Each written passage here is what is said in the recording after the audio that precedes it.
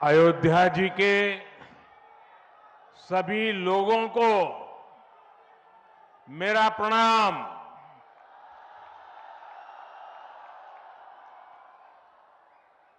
आज पूरी दुनिया उत्सुकता के साथ 22 जनवरी के ऐतिहासिक क्षण का इंतजार कर रही है। ऐसे में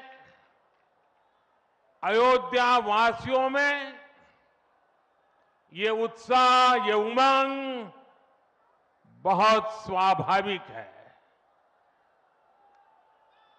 भारत की मिट्टी के कण कण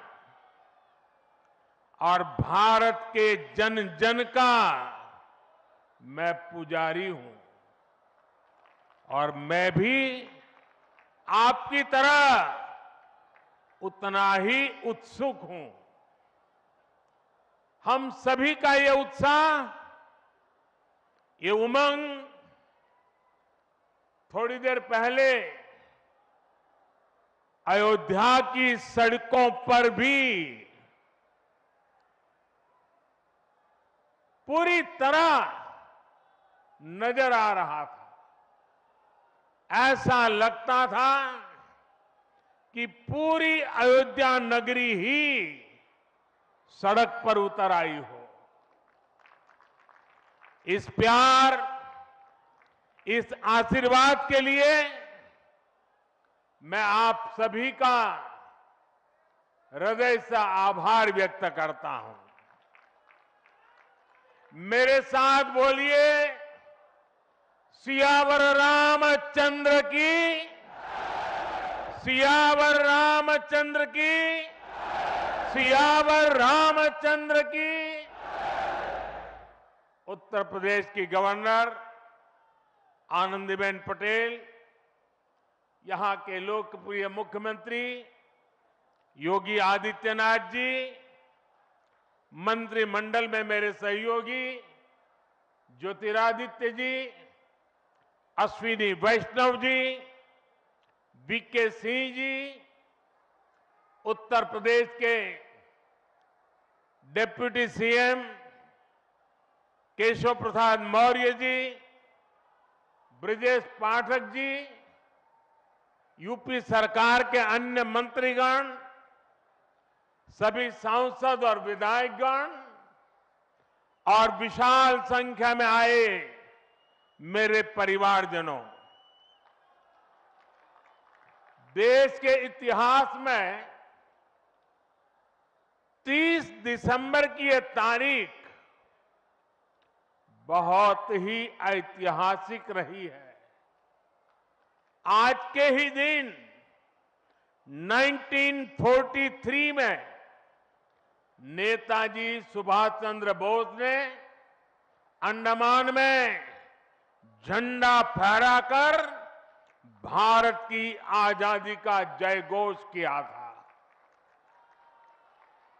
आजादी के आंदोलन से जुड़े ऐसे पावन दिवस पर आज हम आजादी के अमृत काल के संकल्प को आगे बढ़ा रहे हैं। आज विकसित भारत के निर्माण को गति देने के अभियान को अयोध्या नगरी से नई ऊर्जा मिल रही है। आज यहां 15,000 करोड़ रुपए से अधिक के विकास कार्यों का शिलान्यास और लोकार्पण हुआ है। इंफ्रास्ट्रक्चर से जुड़े ये काम आधुनिक अयोध्या को देश के नक्शे पर फिर से गौरव के साथ स्थापित करेंगे। कोरोना जैसी वैश्विक महामारी के बीच ये कार्य अयोध्या वासियों के अथक परिश्रम का परिणाम है। मैं सभी अयोध्या वासियों को इन परियोजनाओं के लिए अनेक अनेक बधाई देता हूं। मेरे परिवारजनों, दुनिया में कोई भी देश हो, अगर उसे विकास की नई ऊंचाई पर पहुंचना है तो उसे अपनी विरासत को संभालना ही होगा। हमारी विरासत हमें प्रेरणा देती है, हमें सही मार्ग दिखाती है। इसलिए आज का भारत पुरातन और नूतन दोनों को आत्मसात करते हुए आगे बढ़ रहा है। एक समय था जब यही अयोध्या में रामलला टेंट में विराजमान थे। आज पक्का घर सिर्फ रामलला को ही नहीं, बल्कि पक्का घर देश के 4 करोड़ गरीबों को भी मिला है। आज भारत अपने तीर्थों को भी संवार रहा है, तो वहीं डिजिटल टेक्नोलॉजी की दुनिया में भी हमारा देश छाया हुआ है। आज भारत काशी विश्वनाथ धाम के पुनर्निर्माण के साथ ही देश में 30,000 से ज्यादा पंचायत भवन भी बनवा रहा है। आज देश में सिर्फ केदार धाम का पुनरुद्धार ही नहीं हुआ है, बल्कि 315 से ज्यादा नए मेडिकल कॉलेज भी बने हैं। आज देश में महाकाल महालोक का निर्माण ही नहीं हुआ है, बल्कि हर घर जल पहुंचाने के लिए पानी की 2 लाख से ज्यादा टंकियां भी बनवाई है। हम चांद, सूरज और समुद्र की गहराइयों के भी नाप रहे हैं, तो अपनी पौराणिक मूर्तियों को भी रिकॉर्ड संख्या में भारत वापस ला रहे हैं। आज के भारत का मिजाज यहां अयोध्या में स्पष्ट दिखता है। आज यहां प्रगति का उत्सव है, तो कुछ दिन बाद यहां परंपरा का उत्सव भी होगा।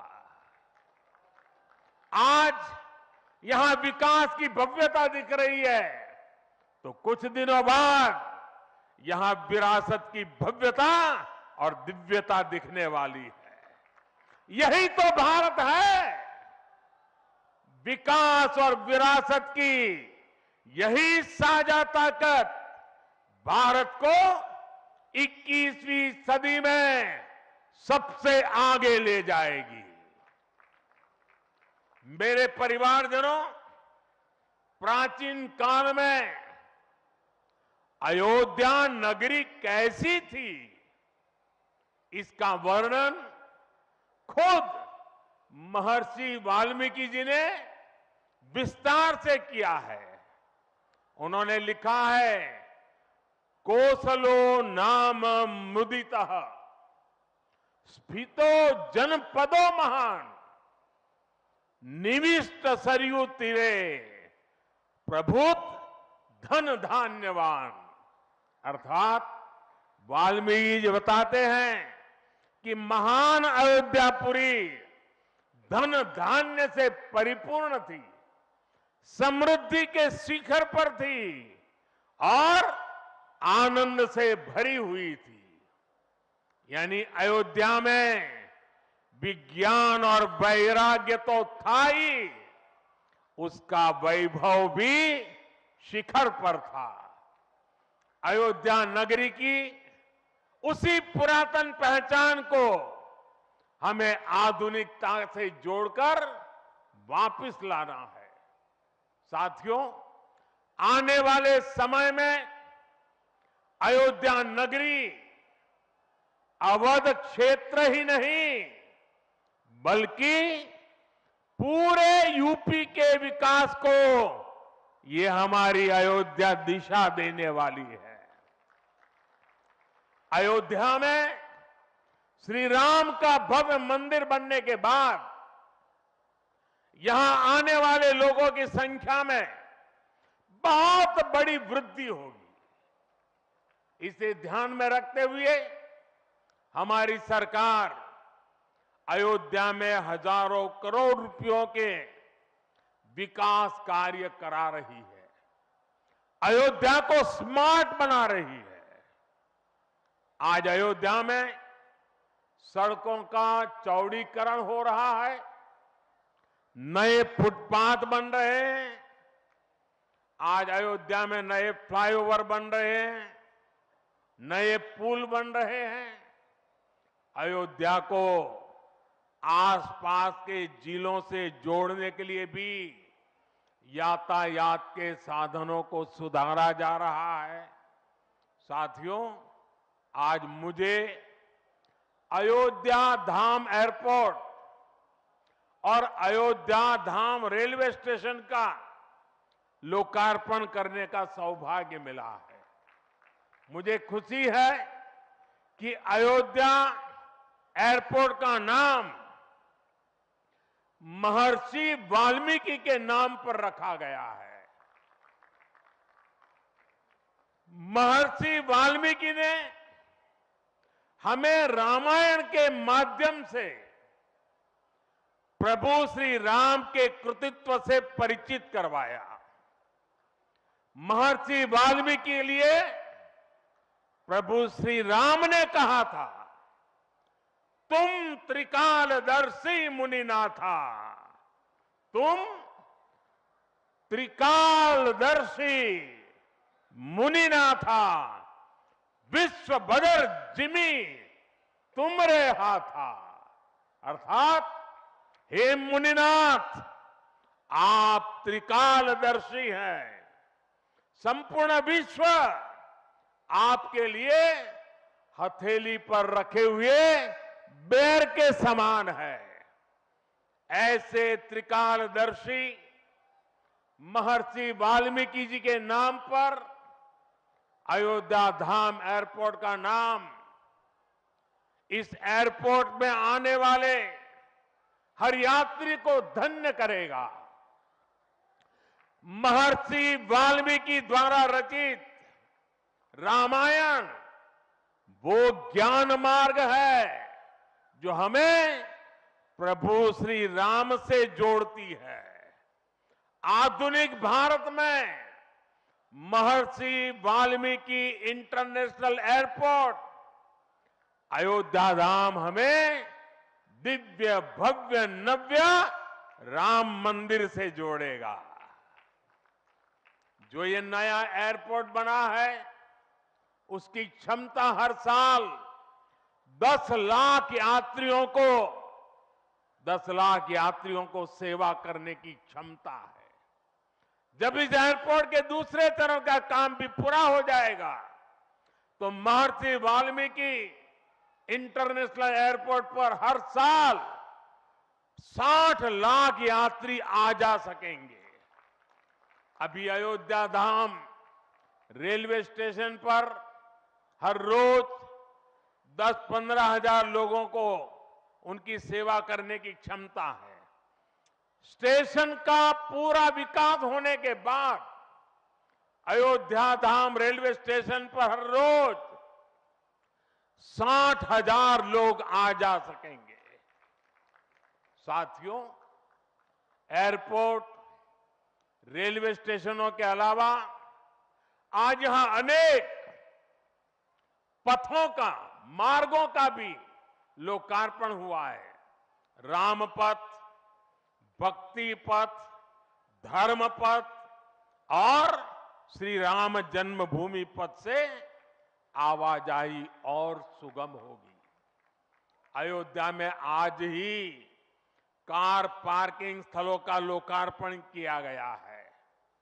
नए मेडिकल कॉलेज से यहां आरोग्य की सुविधाओं को और विस्तार मिलेगा।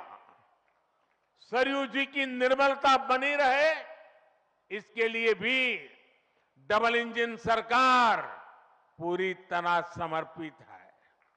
सरयू जी में गिरने वाले दूषित पानी को रोकने के लिए भी काम शुरू हुआ है। राम की पैड़ी को एक नया स्वरूप दिया गया है। सरयू के किनारे नए नए घाटों का विकास हो रहा है। यहां के सभी प्राचीन कुंडों का पुनरुद्धार भी किया जा रहा है। लता मंगेशकर चौक हो या राम कथा स्थल, ये अयोध्या की पहचान बढ़ा रहे हैं। अयोध्या में बनने जा रही नई टाउनशिप यहां के लोगों का जीवन और आसान बनाएगी। विकास के इन कार्यों से अयोध्या में रोजगार और स्वरोजगार के नए अवसर भी बनेंगे।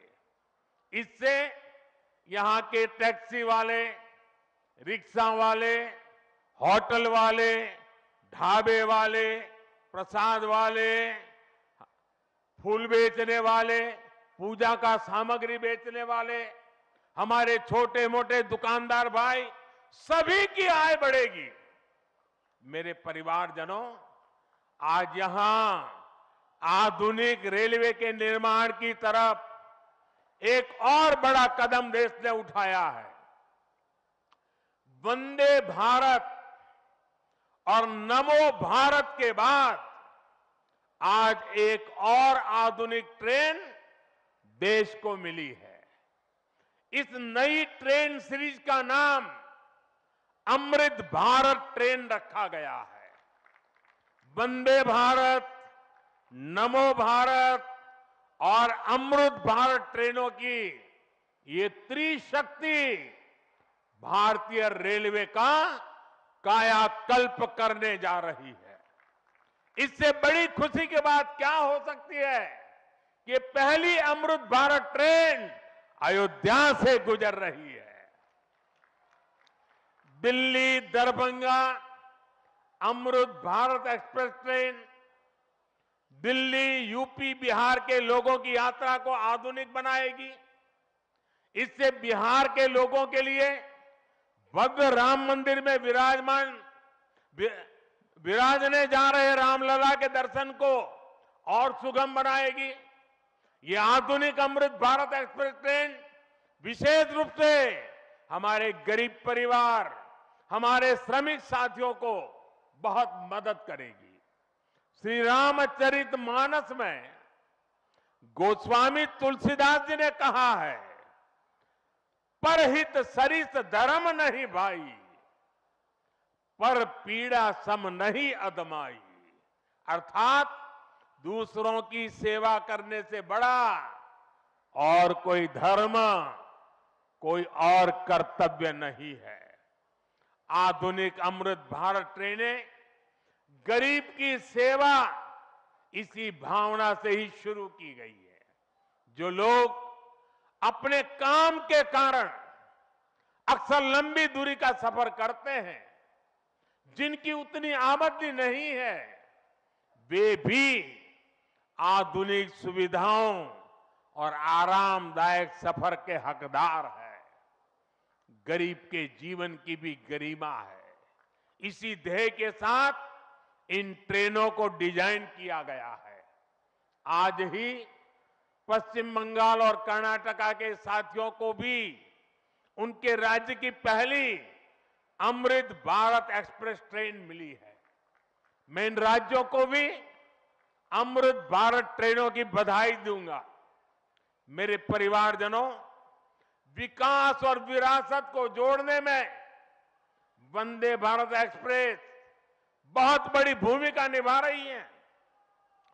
देश की पहली वंदे भारत एक्सप्रेस ट्रेन काशी के लिए चली थी। आज देश के 34 रूट पर वंदे भारत एक्सप्रेस ट्रेनें चल रही है। काशी, वैष्णो देवी के लिए कटरा, उज्जैन, पुष्कर, तिरुपति, शिरडी, अमृतसर, मदुरई, आस्था के ऐसे हर बड़े केंद्रों को वंदे भारत जोड़ रही है। इसी कड़ी में आज अयोध्या को भी वंदे भारत ट्रेन का उपहार मिला है। आज अयोध्या धाम जंक्शन, आनंद विहार वंदे भारत शुरू की गई है। इसके अलावा आज कटरा से दिल्ली, अमृतसर से दिल्ली, कोयम्बटूर बेंगलुरु, मंगलुरु मडगांव, जालना मुंबई, इन शहरों के बीच भी वंदे भारत की नई सेवाएं शुरू हुई है। वंदे भारत में गति भी है, वंदे भारत में आधुनिकता भी है और वंदे भारत में आत्मनिर्भर भारत का गर्व भी है। बहुत ही कम समय में वंदे भारत से 1.5 करोड़ से अधिक यात्री सफर कर चुके हैं। विशेष तौर पर युवा पीढ़ी को ये ट्रेन बहुत पसंद आ रही है। साथियों, हमारे देश में प्राचीन काल से ही तीर्थ यात्राओं का अपना महत्व रहा है, अपना गौरवशाली इतिहास रहा है। बद्री विशाल से सेतुबंध रामेश्वरम की यात्रा, गंगोत्री से गंगा सागर की यात्रा, द्वारकाधीश से जगन्नाथपुरी की यात्रा, द्वादश ज्योतिर्लिंग की यात्रा, 4 धामों की यात्रा, कैलाश मानसरोवर यात्रा, कांवड़ यात्रा, शक्ति पीठों की यात्रा, पंढरपुर यात्रा, आज भी भारत के कोने कोने में कोई न कोई यात्रा निकलती रहती है। लोग आस्था के साथ उनसे जुड़ते रहते हैं। तमिलनाडु में भी कई यात्राएं प्रसिद्ध हैं। शिवस्थल पाद यात्रिरई, मुरुगनंकु कावड़ी यात्रिरई, वैष्णव तिरुपति यात्रिरई, अस्मन तिरुत्तल यात्रिरई, केरला में सबरीमाला यात्रा हो, आंध्र तेलंगाना में मेदाराम में समक्का और सरक्का की यात्रा हो, नागोबा यात्रा, इनमें लाखों की संख्या में श्रद्धालु जुड़ते हैं। यहां बहुत कम लोगों को पता होगा कि केरला में भगवान राम और उनके भाइयों भरत, लक्ष्मण और शत्रुघ्न के धाम की भी यात्रा होती है। ये यात्रा नालंबम यात्रा के नाम से जानी जाती है। इसके अलावा देश में कितनी ही परिक्रमाएं भी जारी रही है। गोवर्धन परिक्रमा, पंचकोशी परिक्रमा, 84 कोसी परिक्रमा, ऐसी यात्राओं और परिक्रमाओं से हर भक्त का ईश्वर के प्रति जुड़ाव और मजबूत होता है। बौद्ध धर्म में भगवान बुद्ध से जुड़े स्थलों गया, लुम्बिनी, कपिलवस्तु, सारनाथ, कुशीनगर की यात्राएं होती हैं। राजगीर बिहार में बुद्ध अनुयायियों की परिक्रमा होती है। जैन धर्म में पावागढ़, समेत शिखर जी, पालीताना, कैलाश की यात्रा हो।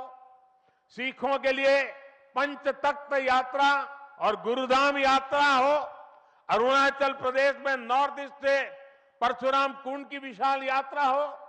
इनमें शामिल होने के लिए श्रद्धालु पूरी आस्था के साथ जुड़ते हैं। देश भर में सदियों से हो रही इन यात्राओं के लिए वैसा ही समुचित इंतजाम भी किए जाते हैं। अब अयोध्या में हो रहे ये निर्माण कार्य यहां आने वाले हर राम भक्त के लिए अयोध्या धाम की यात्रा को, भगवान के दर्शन को और आसान बनाएंगे। साथियों, ये ऐतिहासिक क्षण बहुत भाग्य से हम सभी के जीवन में आया है। हमें देश के लिए नव संकल्प लेना है, खुद को नई ऊर्जा से भरना है। इसके लिए 22 जनवरी को आप सभी अपने घरों में मैं पूरे देश के 140 करोड़ देशवासियों को अयोध्या की इस पवित्र भूमि से प्रार्थना कर रहा हूं। अयोध्या की प्रभु राम की नगरी से प्रार्थना कर रहा हूं। मैं 140 करोड़ देशवासियों को हाथ जोड़ करके प्रार्थना कर रहा हूं कि आप 22 जनवरी को जब अयोध्या में प्रभु राम विराजमान हो, अपने घरों में भी श्री राम ज्योति जलाएं, दीपावली मनाएं। 22 जनवरी की शाम पूरे हिंदुस्तान में जगमग जगमग होनी चाहिए। लेकिन साथ ही मेरे सभी देशवासियों से एक करबद्ध प्रार्थना और भी है। हर किसी की इच्छा है कि 22 जनवरी को होने वाले आयोजन का साक्षी बनने के लिए वो स्वयं अयोध्या आए। लेकिन आप भी जानते हैं कि हर किसी का आना संभव नहीं है। अयोध्या में सबका पहुंचना बहुत मुश्किल है और इसलिए सभी राम भक्तों को, देश भर के राम भक्तों को, उत्तर प्रदेश के विशेष करके राम भक्तों को मेरा हाथ जोड़ करके प्रणाम के साथ प्रार्थना है, मेरा आग्रह है कि 22 जनवरी को एक बार विधि पूर्वक कार्यक्रम हो जाने के बाद 23 तारीख के बाद अपनी सुविधा के अनुसार वो अयोध्या आए। अयोध्या आने का मन 22 तारीख को न बनाए। प्रभु राम जी को तकलीफ हो ऐसा हम भक्त कभी कर नहीं सकते हैं। प्रभु राम जी पधार रहे हैं तो हम भी कुछ दिन इंतजार करें। 550 साल इंतजार किया है, कुछ दिन और इंतजार कीजिए। और इसलिए सुरक्षा के लिहाज से, व्यवस्था के लिहाज से मेरी आप सबसे बार बार प्रार्थना है कि कृपा करके, क्योंकि आप प्रभु राम के दर्शन, अयोध्या का नव्य भव्य दिव्य मंदिर आने वाली सदियों तक दर्शन के लिए उपलब्ध है। आप जनवरी में आए, फरवरी में आए, मार्च में आए, 1 साल के बाद आए, 2 साल के बाद आए, मंदिर है ही। और इसलिए 22 जनवरी को यहां पहुंचने के लिए भीड़भाड़ करने से आप बचिए, ताकि यहां जो व्यवस्था है, मंदिर के जो व्यवस्थापक लोग हैं, मंदिर का जो ट्रस्ट है, हमें इतना पवित्र काम उन्होंने किया है, इतनी मेहनत करके किया है, पिछले 3-4 साल से दिन रात काम किया है, उनको हमारी तरफ से कोई तकलीफ नहीं होनी चाहिए। और इसलिए मैं बार बार आग्रह करता हूं कि 22 को यहां पहुंचने का प्रयास हम न करें। कुछ ही लोगों को निमंत्रण गया है, वे लोग आएंगे और 23 के बाद सारे देशवासियों के लिए आना बड़ा सरल हो जाएगा। साथियों, आज मेरा एक आग्रह मेरे अयोध्या के भाई बहनों से है। आपको देश और दुनिया के अनगिनत अतिथियों के लिए तैयार होना है। अब देश दुनिया के लोग लगातार हर रोज अयोध्या आते रहेंगे। लाखों की तादाद में लोग आने वाले हैं, अपनी अपनी सुविधा से आएंगे। कोई 1 साल में आएगा, 2 साल में आएगा, 10 साल में आएगा, लेकिन लाखों लोग आएंगे। और ये सिलसिला अब अनंत काल तक चलेगा, अनंत काल तक चलेगा। इसलिए अयोध्या वासियों को, आपको भी एक संकल्प लेना है, और ये संकल्प है अयोध्या नगर को भारत का सबसे स्वच्छ शहर बनाने का। ये स्वच्छ अयोध्या, ये अयोध्या वासियों की जिम्मेदारी है और इसके लिए हमें मिलकर हर कदम उठाना है। मैं आज देश के सभी तीर्थ क्षेत्रों और मंदिरों से अपना आग्रह दोहराऊंगा। देश भर के लोगों से मेरी प्रार्थना है, भव्य राम मंदिर के निर्माण के निमित्त एक सप्ताह पहले 14 जनवरी मकर संक्रांति के दिन से पूरे देश के छोटे मोटे सब तीर्थ स्थलों पर स्वच्छता का एक बहुत बड़ा अभियान चलाया जाना चाहिए। हर मंदिर, हिंदुस्तान के हर कोने में हमें उसकी सफाई का अभियान मकर संक्रांति 14 जनवरी से 22 जनवरी तक हमें चलाना चाहिए।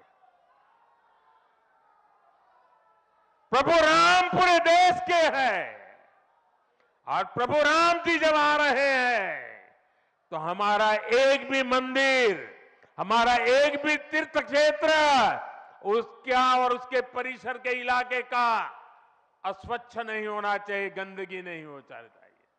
साथियों, अब से कुछ देर पहले मुझे अयोध्या नगरी में ही एक और सौभाग्य प्राप्त हुआ है। आज मुझे खुशी है ये बताते हुए कि उज्ज्वला गैस कनेक्शन की 10 करोड़वीं लाभार्थी बहन के घर मुझे जाकर के चाय पीने का मौका मिला।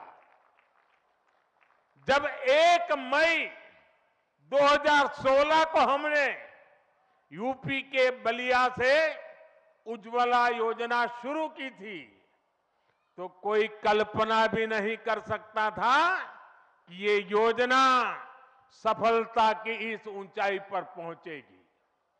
इस योजना ने करोड़ों परिवारों का, करोड़ों माताओं बहनों का जीवन हमेशा के लिए बदल दिया है। उन्हें लकड़ी के धुएं से मुक्ति दिलाई है। साथियों, हमारे देश में गैस कनेक्शन देने का काम 60-70 साल पहले शुरू किया गया था, 6-7 दशक पहले।